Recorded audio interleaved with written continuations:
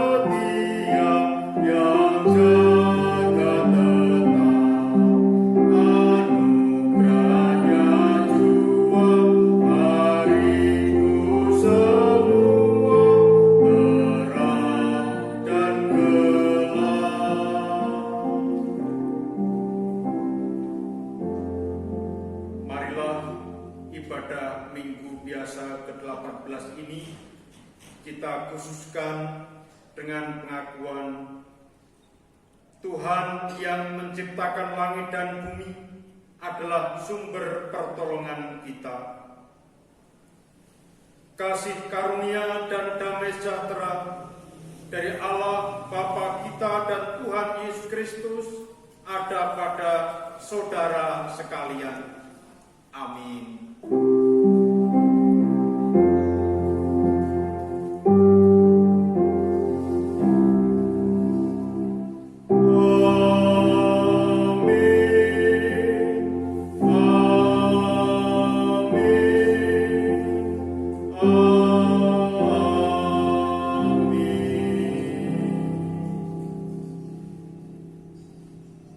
Jemaat dipersilakan duduk kembali. Hari ini kita merayakan Minggu Biasa ke-18. Dan dalam ibadah Minggu Biasa ke-18 ini, Allah yang telah memanggil dan memilih kita sebagai umat yang dikuduskan dan dikasihinya, supaya dapat merasakan kemurahan Allah atas hidupnya, dan umat terdorong untuk mewujudkan kemurahan bagi sesama. Untuk itu kita nyatakan syukur kita dengan menyanyikan Kidung Jemaat nomor 3 bait 1 dan 2, Kami Puji dengan Riang.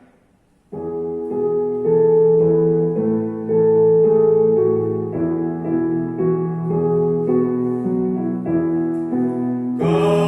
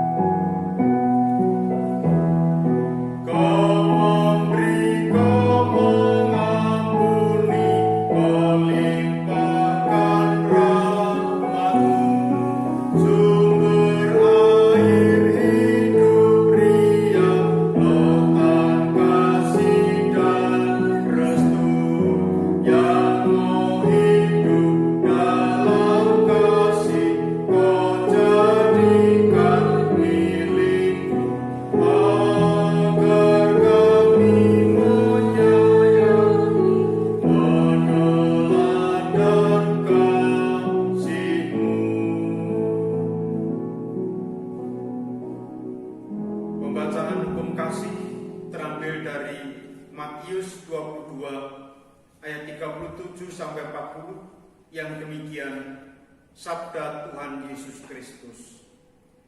Kasihilah Tuhan Allahmu dengan segenap hatimu dan dengan segenap jiwamu dan dengan segenap akal budimu. Itulah hukum yang terutama dan yang pertama.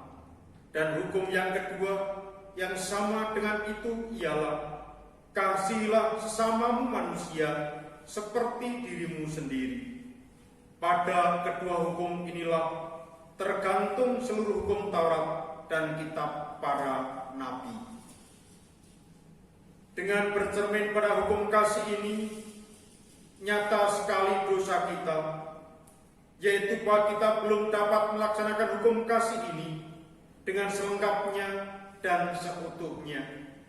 Oleh sebab itu, marilah kita menyesali dosa kita, seraya mohon pertolongan dan pengampunan Tuhan dengan menyanyikan kidung penyesalan, kidung jemaat nomor 25 bait 1 dan 2. Ya Allahku, di cahyamu.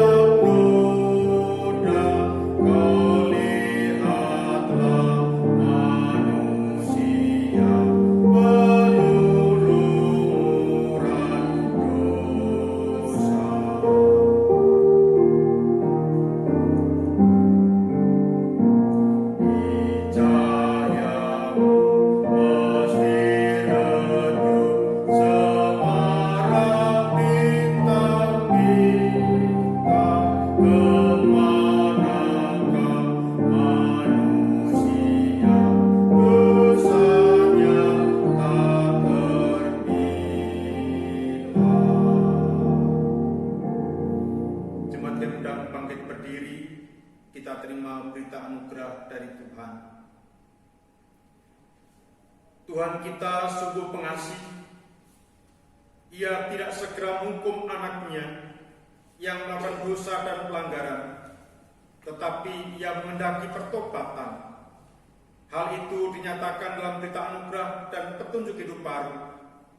Adapun berita anugerah terambil dalam Efesus pasal 2 ayat 4 sampai 5. Tetapi Allah yang kaya dengan rahmat, oleh karena kasih-Nya yang besar yang dilimpahkannya kepada kita, telah menghidupkan kita bersama-sama dengan Kristus, sekalipun kita telah mati oleh kesalahan-kesalahan kita. Oleh kasih karunia kamu diselamatkan. Dan petunjuk hidup baru terambil dari Efesus 2 ayat yang ke-10. Karena kita ini buatan Allah, diciptakan dalam Kristus Yesus untuk melakukan pekerjaan baik yang dipersiapkan Allah sebelumnya. Ia mau supaya kita hidup di dalamnya. Demikianlah berita anugerah dan petunjuk hidup baru dari Tuhan. Mari kita terima petunjuk hidup baru ini dan berita anugerah ini dengan menyanyikan kidung kesanggupan, kidung jemaat 424 bait 1 dan 2. Yesus menginginkan daku.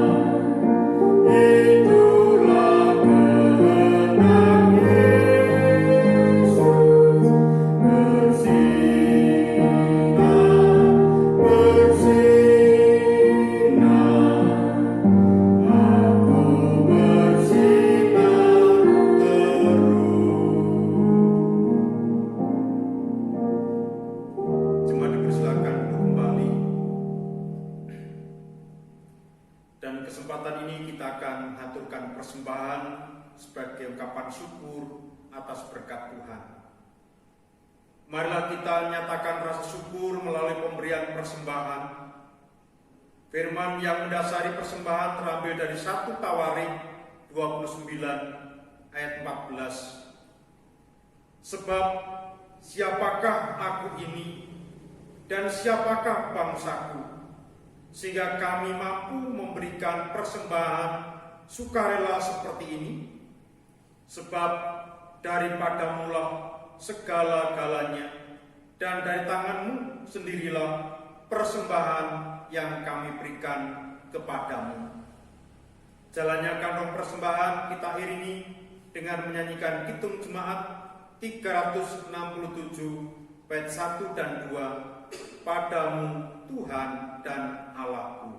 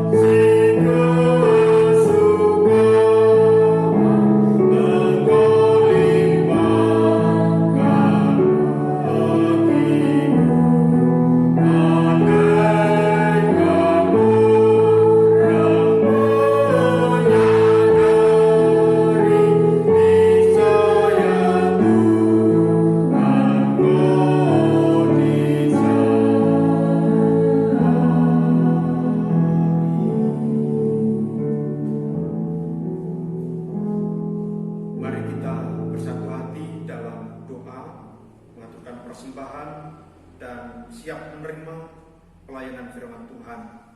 Saya layankan. Bapa di surga, sungguh luar biasa kasih-Mu Engkau nyatakan selalu atas hidup kami. Kami terus berada di dalam rahmat-Mu hingga kami boleh merasakan berkat-berkat-Mu yang terus mengalir. Maka sebagai ungkapan syukur kami nyatakan dalam mengaturkan persembahan. Engkau berkenan menerima dan memberkati sehingga persembahan ini berguna bagi kemuliaan nama Tuhan.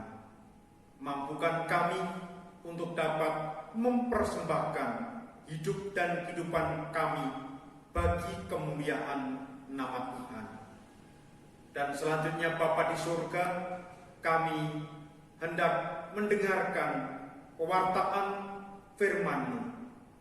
Karena firman-Mu itu menjadi kekuatan dan menumbuhkan semangat serta harapan di tengah kami menghadapi situasi kondisi saat ini masih dalam pandemi COVID-19. Sehingga Tuhan, kami beroleh kekuatan untuk terus melangkah dengan kewaspadaan, berpegang pada firman-Mu yang menjadi terang bagi jalan kami dan menjadi pedoman dalam kehidupan kami.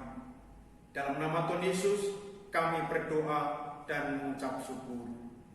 Amin.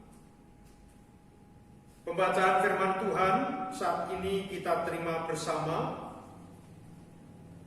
terambil dari salah satu bacaan leksionari hari ini, yaitu dari Injil Matius pasal 14 ayat 13 sampai dengan 21. Sedangkan bacaan-bacaan yang lainnya nanti bisa dibaca oleh Bapak Ibu Saudara sekalian sebagaimana dalam warta gereja bisa dibaca di sana.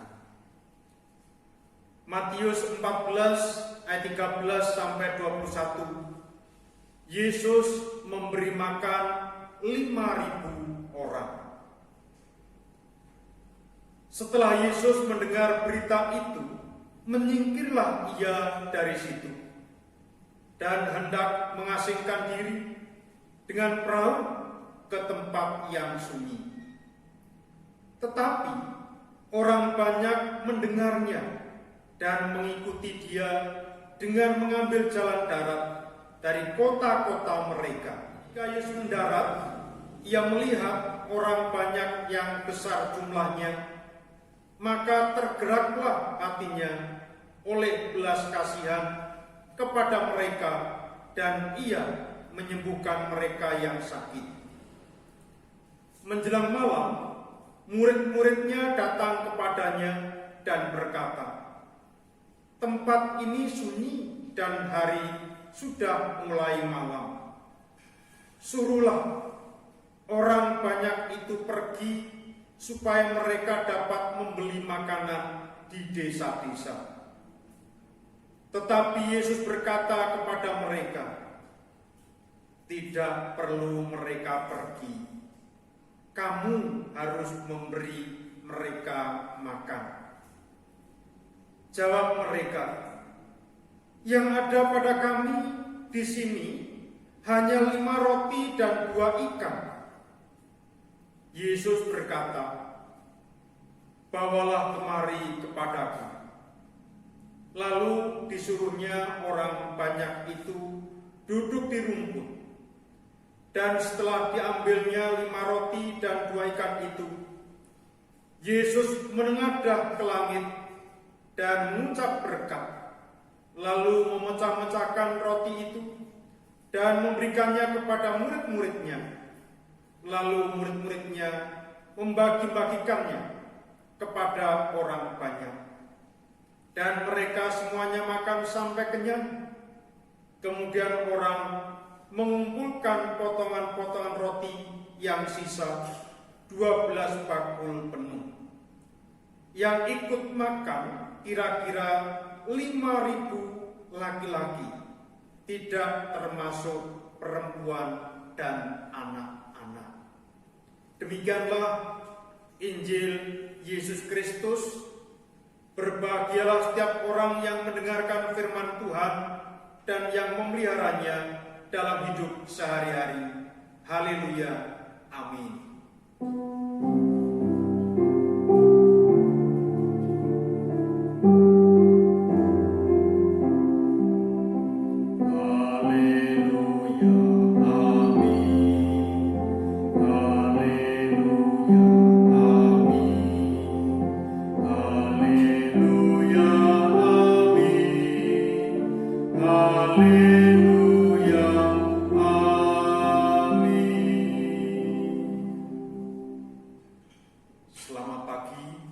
Salam Bapak Ibu Saudara-saudara sekalian. Minggu ini seperti yang saya sampaikan di depan, minggu biasa ke-18. Dan yang menjadi tema dalam khotbah minggu ini adalah diberi untuk memberi. Saudara-saudara yang dikasihi Tuhan Yesus Kristus, jika saudara diminta untuk memilih mana yang akan saudara pilih, memberi atau diberi, melayani atau dilayani. Kebanyakan orang akan memilih diberi dan dilayani. Mengapa?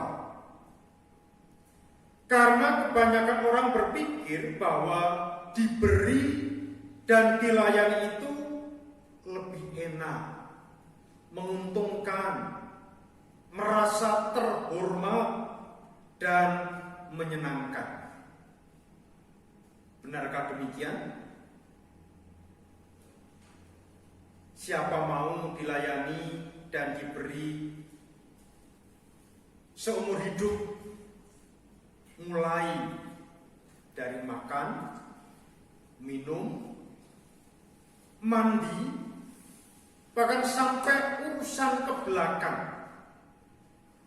Ada yang mau?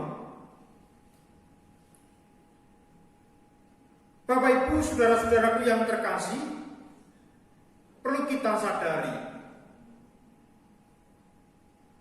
kita dipanggil oleh Tuhan sebagai orang beriman adalah memberi dan melayani.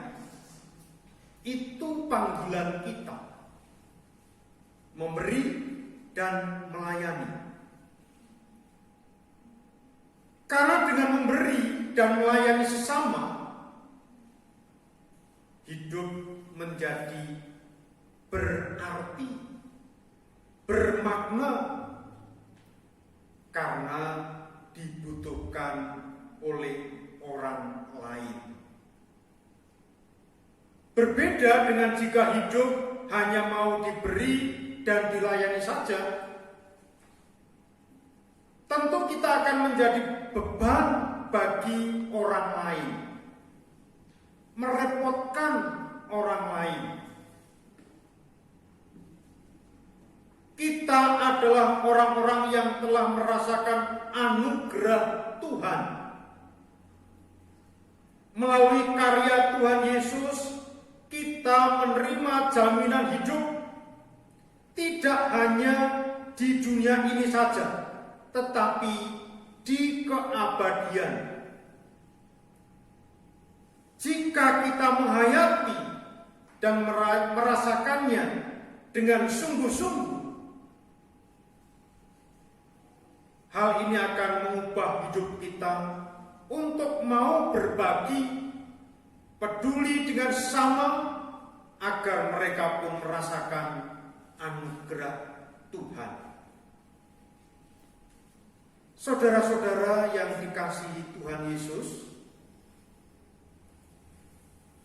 firman Tuhan hari ini menunjukkan kepada kita 3 hal yang harus dialami oleh seseorang untuk dapat merasakan belas kasih Allah yang akan mendorongnya untuk hidup peduli dan mau berbagi dengan sesamanya. Yang pertama, Bapak Ibu saudara-saudara terkasih, sadar akan keterbatasan diri. Sebagaimana dalam kisah kehidupan Yakub. Yakub menjadi sangat kaya setelah melarikan diri dari rumah. Setelah ia menipu ayahnya, yaitu Ishak, untuk mendapatkan berkat kesulungan yang ditujukan kepada Esau kakaknya. Sekarang,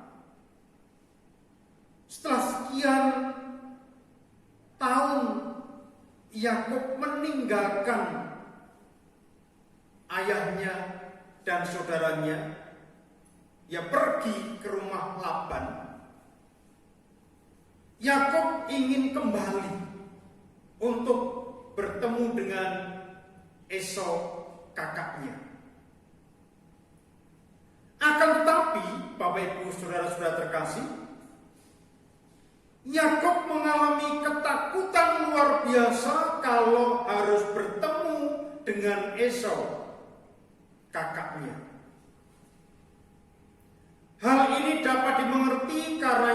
telah merampas hak kesulungan Esau dengan cara menipu.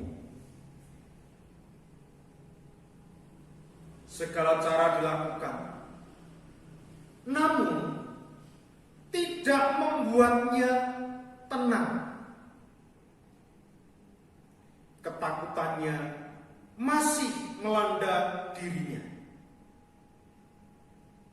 Ia sadar akan kelemahan dirinya. Ketika Yakub bergumul dengan seorang, maka Yakub bergumul dengan sekuat tenaga sampai fajar menyingsing. Orang itu memukul pangkal paha Yakub sehingga terpelecok. Bahasa Jawanya keseleo, dan ia menjadi pincang. Yakub tidak mau melepaskan orang itu sebelum memberkati Yakub. Mengapa Yakub tidak mau melepaskan orang tersebut? Karena dia yang dihantui rasa takut, rasa khawatir, ia membutuhkan berkat yang mampu memberikan kekuatan. Maka Yakub sungguh membutuhkan berkat. Inilah peristiwa penting dalam hidup Yakub. Ia menyadari keterbatasan dirinya sehingga ia mengalami ketakutan dan membutuhkan belas kasihan, yaitu berkat Tuhan yang menjadi harapannya supaya ia mendapatkan kekuatan untuk berani berjumpa dengan Esau kakaknya. Sungguh, lalu orang itu memberkati Yakub. Namamu tidak akan disebut lagi Yakub, tetapi Israel, sebab engkau telah bergumul melawan Allah dan manusia, dan engkau menang. Lalu diberkatilah Yakub. Kesadaran akan kelemahan diri akan membuka mata hati untuk kehadiran Tuhan dalam hidup seseorang. Kerendahan hati adalah kesadaran akan kekurangan dan keterbatasan kita. Tanpa kesadaran dan kerendahan hati, kita tidak akan merasakan kehadiran Tuhan. Yang kedua, mengalami kasih Allah. Ketika seseorang sudah tersentuh oleh kasih Allah, akan terjadi pembaharuan dalam hidupnya. Orang akan mengalami kasih Allah jika memiliki kerendahan hati. Hal itu hanya terjadi jika seseorang menyadari keterbatasannya, kelemahannya, dan ketidakberdayaan dirinya. Kasih Allah akan dialami oleh setiap orang yang dengan rendah hati datang kepada Tuhan. Sebagaimana dikatakan oleh pemazmur, tetapi aku dalam kebenaran akan kupandang wajah-Mu, dan pada waktu bangun aku akan menjadi puas dengan rupa-Mu. Mazmur 17 ayat 15. Karena itu, mari kita membangun perjumpaan dengan Tuhan setiap hari supaya kita bisa mengalami kasih Allah. Dengan demikian, kita akan merasakan dan mengalami kasih Allah yang akan mengubahkan hidup kita. Yang ketiga, panggilan untuk memberi. Bapak Ibu, saudara-saudaraku yang terkasih, kalau ada orang meninggal, siapa yang akan disesali kepergiannya? Orang yang suka memberi atau yang suka menerima? Orang yang suka melayani atau orang yang maunya dilayani? Jelas, orang yang suka memberi atau berbagi dan melayani, itulah orang yang biasanya selalu dikenal dan disesali. Mengapa orang sebaik itu begitu cepat harus meninggalkan kita? Itu artinya hidup orang yang suka memberi atau berbagi dan melayani itu menjadi berkat bagi orang lain. Hidupnya berarti dan bermakna bagi orang lain, sehingga orang lain pun mengenangnya dalam hidupnya. Maka Tuhan mengajar kita untuk mau memberi, berbagi, dan peduli kepada sesama. Semua itu dilakukan bukan supaya, melainkan karena. Apa maksudnya? Kalau kita memberi supaya dalam tanda kutip, itu berarti ada pamrih di dalamnya. Ada muatan, ada maunya dari yang kita lakukan.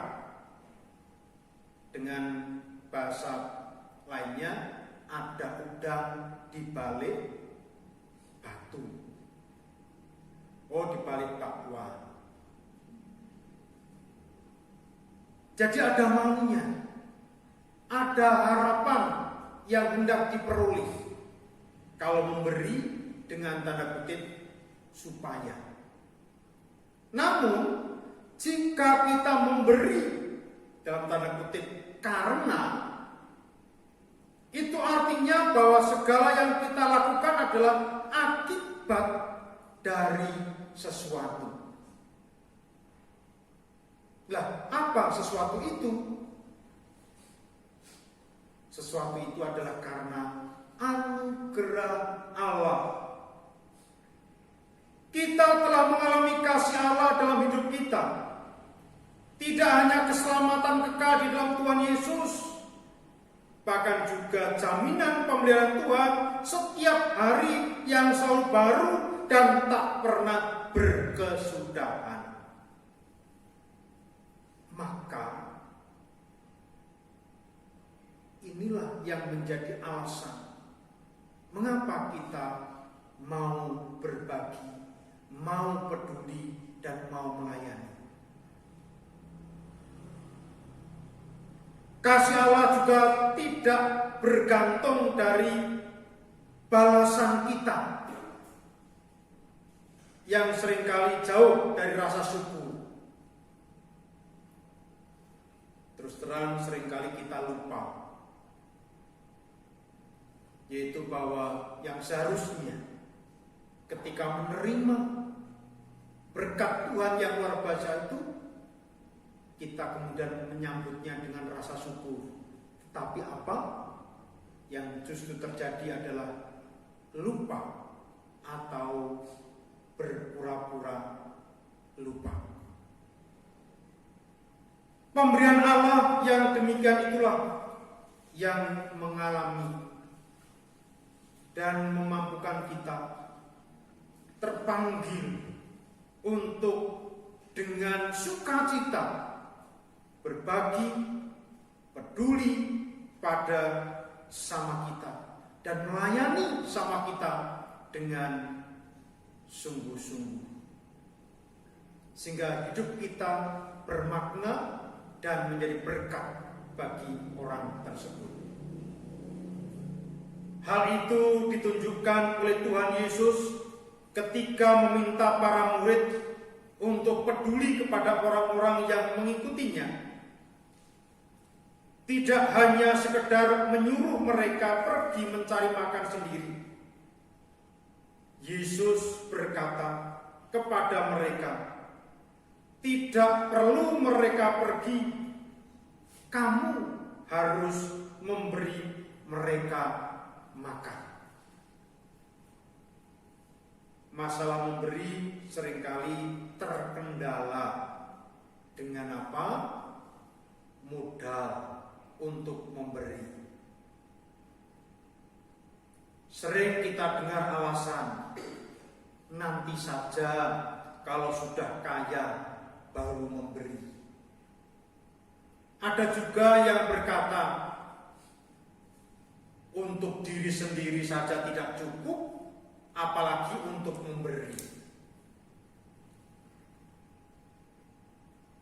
Bapak Ibu saudara-saudaraku terkasih, mari kita ingat, berkat Tuhan terus melimpah atas hidup kita, bahkan tidak berkesudahan. Dan ketika kita memberi, tidak akan kemudian kita menjadi miskin.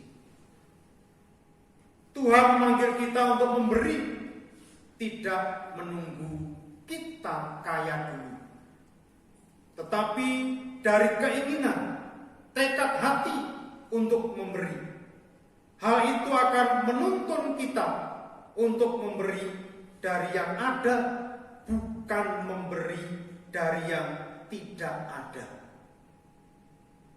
Selanjutnya, Tuhan yang akan mencukupkan atau memberi jalan keluar.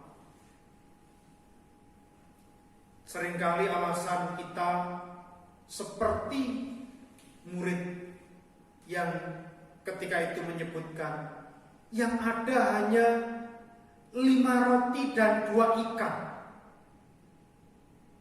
Bagaimana mungkin cukup untuk sekian banyak orang? Tidak menyadari di situ ada Tuhan.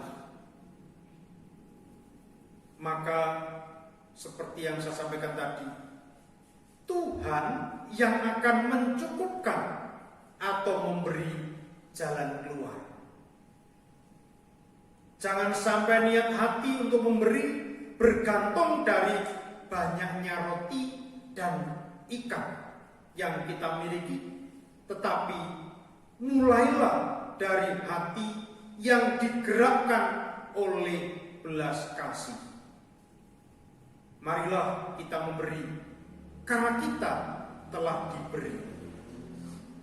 Akhirnya saudara-saudara yang terkasih di dalam Tuhan Yesus, hanya kalau kita menyadari tentang kelemahan dan keterbatasan diri, akan bisa datang kepada Tuhan dengan kerendah hati. Perjumpaan dengan Tuhan akan membuat kita mengalami kasih Allah, dan itulah berkat luar biasa yang dapat kita rasakan. Dan itu yang akan mengubah hidup kita untuk timbul rasa belas kasih, sehingga kita dengan sukacita, dengan senang hati, bukan karena terpaksa dan supaya mendapatkan pujian dan sanjungan, tetapi kita sadar bahwa kita sudah diberi oleh Tuhan. Maka kita pun harus mau memberi atau berbagi kepada sama dan mau melayani sama kita. Dengan demikian, hidup kita akan benar-benar bermakna dan menjadi berkat bagi sama kita. Tuhan Yesus memberkati. Amin. Mari kita hening sejenak. Kita lanjutkan nanti dalam doa syafaat dan kita akhiri dengan doa Bapa kami bersama. Saat hening saya hantarkan.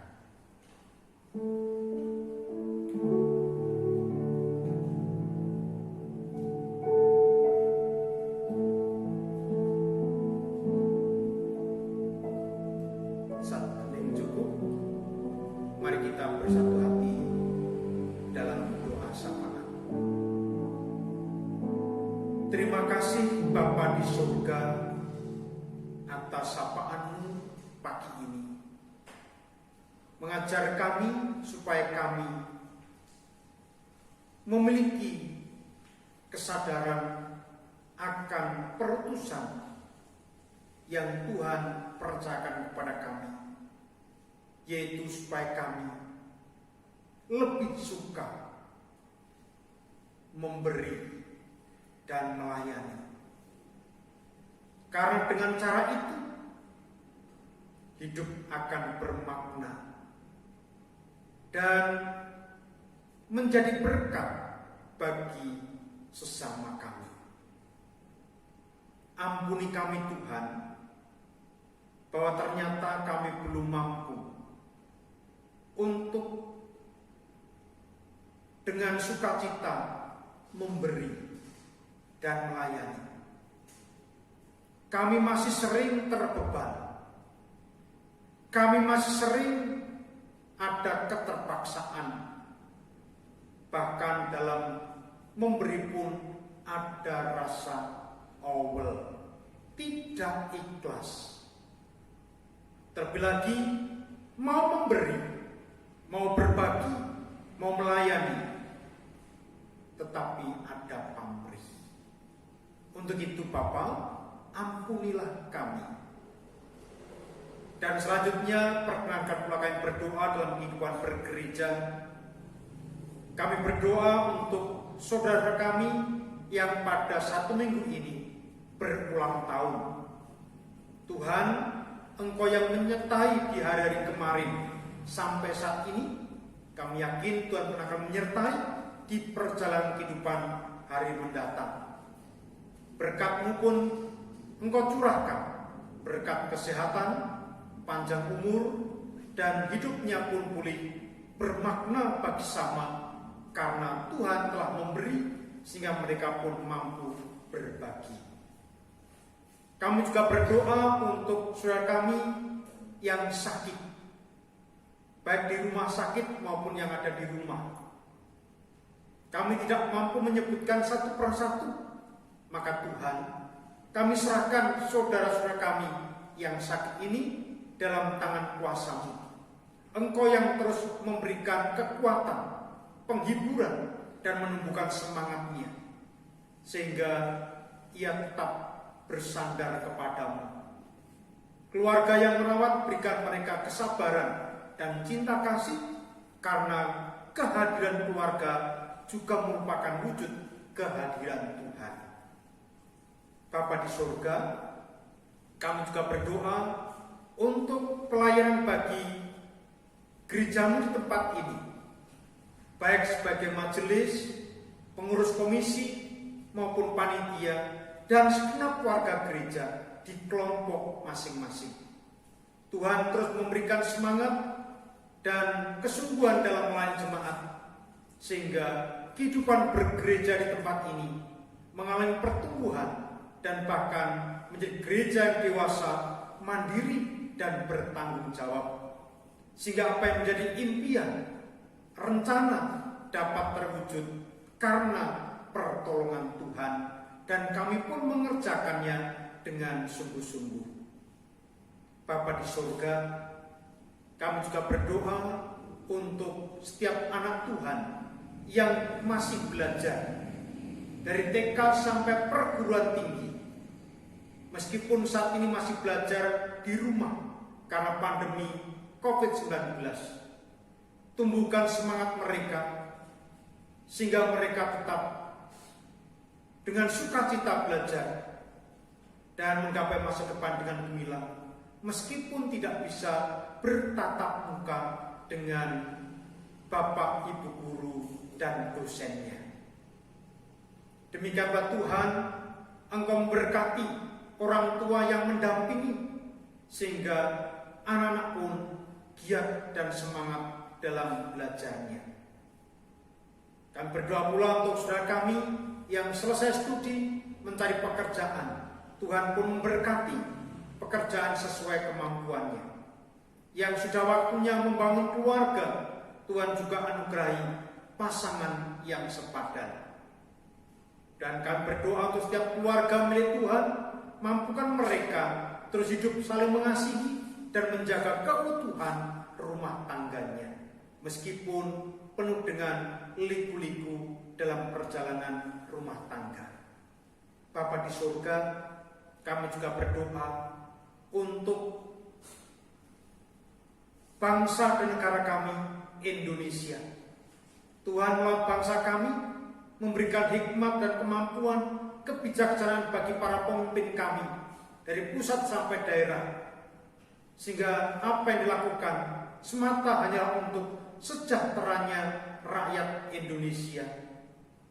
Dan apabila saat ini masih dalam pandemi COVID-19, mampukan bangsa kami untuk melawan virus corona ini, sehingga Indonesia segera terbebas dan kembali dalam kehidupan normal. Para medis yang bekerja untuk merawat, melayani saudara kami yang terpapar COVID-19, berikan mereka perlindungan dan kesungguhan hati supaya mereka dapat menolong sesamanya dengan sebaik-baiknya. Bapa di surga, selanjutnya kami pun akan undur dari tempat ini. Kami akan melakukan aktivitas sepanjang hari ini. Mohon penyertaan dan perlindungan serta berkat-Mu. Dan kami pun akan berdoa seperti yang diajarkan Tuhan Yesus demikian. Bapa kami yang di surga, dikuduskanlah nama-Mu, datanglah kerajaan-Mu, jadilah kehendak-Mu di bumi seperti di surga. Berikanlah kami pada hari ini makanan kami yang secukupnya, dan ampunilah kami akan kesalahan kami, seperti kami juga mengampuni orang yang bersalah kepada kami. Dan janganlah membawa kami dalam pencobaan, tetapi lepaskanlah kami daripada yang jahat. Karena Engkau yang punya kerajaan dan kuasa dan kemuliaan sampai selama-lamanya. Amin. Jemaat yang sedang bangkit berdiri, mari kita ungkapkan pengakuan iman rasuli kita. Bersama dengan gereja di seluruh muka bumi dan sepanjang segala abad, kita mengucapkan pengakuan iman rasuli yang demikian. Aku percaya kepada Allah Bapa yang Maha Kuasa, Khalik langit dan bumi, dan kepada Yesus Kristus, Anaknya yang tunggal Tuhan kita, yang dikandung daripada Roh Kudus, lahir dari anak darah Maria, yang menderita di bawah pemerintahan Pontius Pilatus, disalibkan, mati dan kuburkan, turun ke dalam kerajaan maut. Pada hari yang ketiga, bangkit pula dari antara orang mati, naik ke surga, duduk sebelah kanan Allah, Bapa yang Maha Kuasa, dan akan datang dari sana untuk menghakimi orang yang hidup dan yang mati. Aku percaya kepada Roh Kudus, gereja yang kudus dan am, persekutuan orang kudus, pengampunan dosa, kebangkitan daging, dan hidup yang kekal. Amin. Mari kita pujikan nyanyian pemutusan Kidung Jemaat 425, bait yang pertama dan kedua, berkumandang suara dari seberang.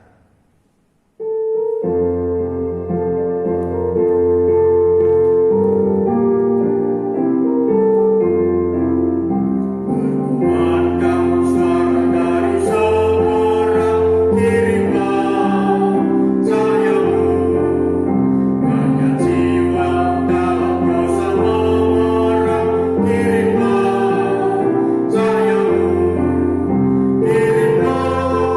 pelita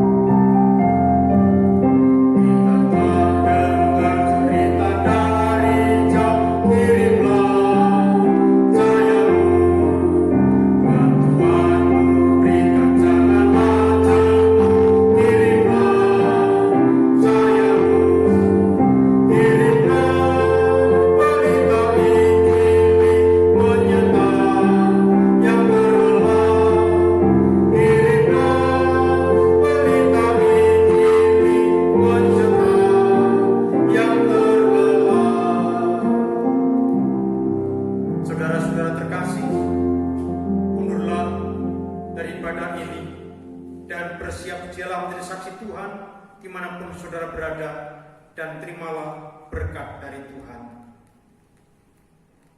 Tuhan berkati saudara dan melindungi saudara. Tuhan menyinari saudara dan wajahnya dan memberi saudara kasih karunia. Tuhan menghadapkan wajahnya kepada saudara dan memberi saudara damai sejahtera. Amin. Kita nyanyikan pujian penutup Kidung Jemaat 440 bait 1 dan 2 di Badai Topan Dunia.